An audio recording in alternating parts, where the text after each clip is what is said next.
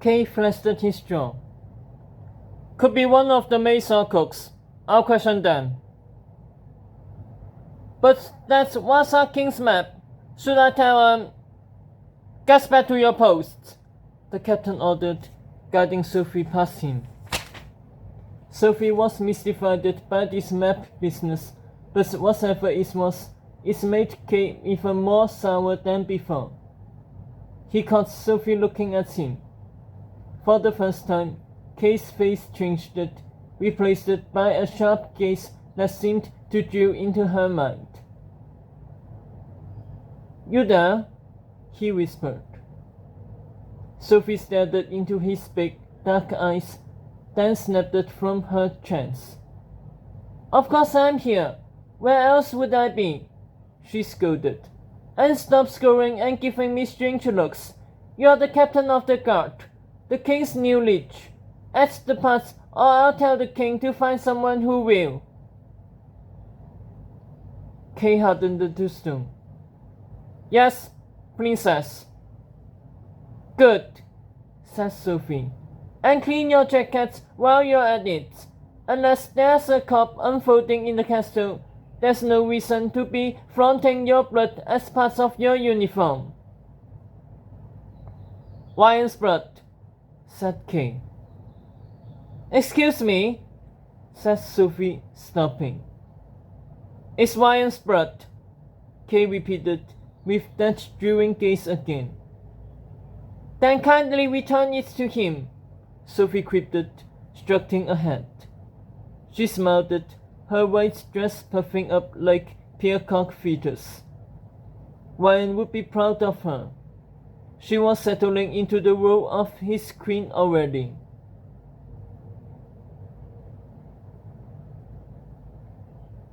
Princess Sophie, what's your reaction to the imprisonment of the king's brother? Asked a blue-haired reporter with a badge labeled the Piffle Path Post. Are you confident that all traitors have been rooted out from the kingdom? I hardly knew Ryan's brother, Sophie replied, perched on an elevated throne beneath a massive lion's head. And I have full confidence in King Ryan to keep Camelot and the woods safe. Now, if you don't mind, I'm here to answer your questions about tonight's wedding. That is all I wish to speak about. The rest I leave it to the king.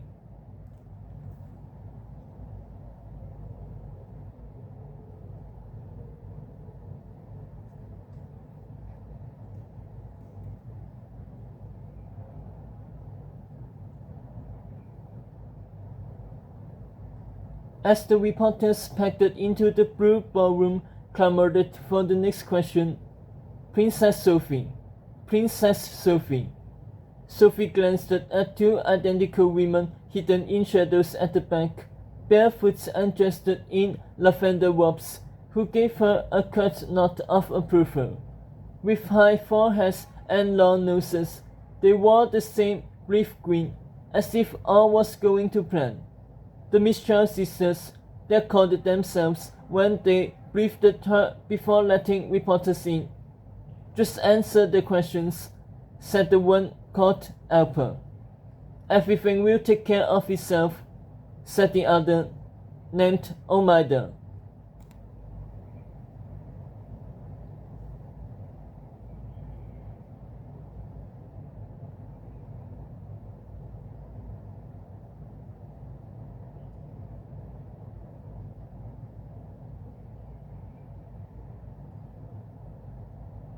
A reporter's voice broke through the din.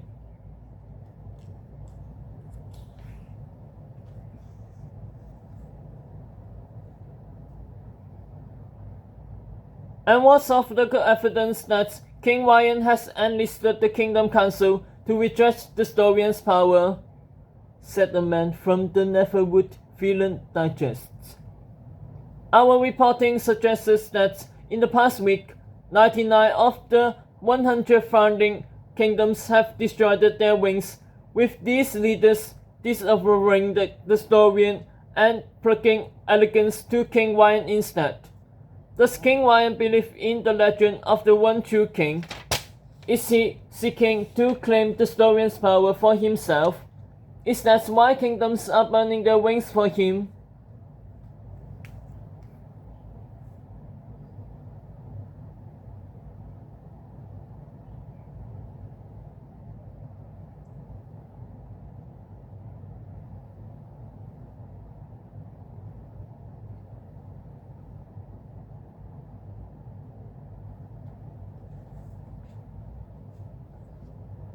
It's obvious that the pen has failed at ours, Sophie replied as reporters furiously transcribed.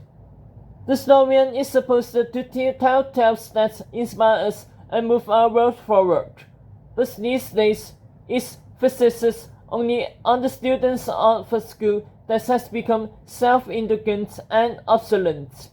It's why I left my post as dean. The pen no longer represents the people. It's time for a man to rise in his place, a king, someone who can give everyone a chance at glory.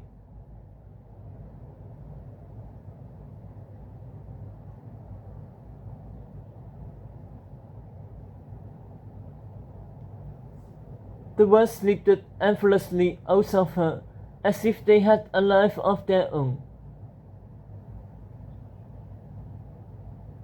The last wing left belongs to the Sheriff of Nottingham, who hasn't been seen since the attack on Tadgeo's execution, prompted the reporter tagged Nottingham News. Any information as to his whereabouts or the security of his wing?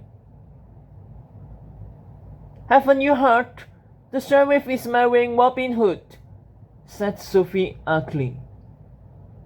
The press brigade laughed.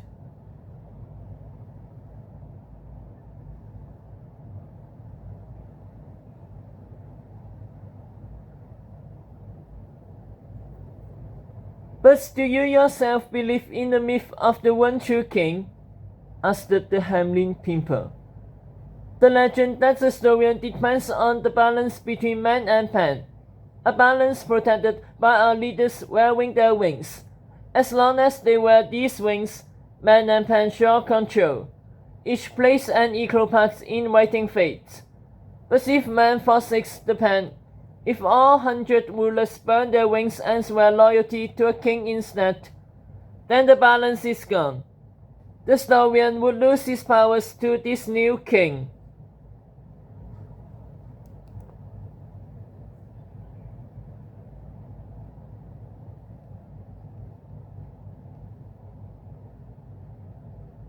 And it would be about time, Sophie tossed it off. Man should worship a man, not a pen.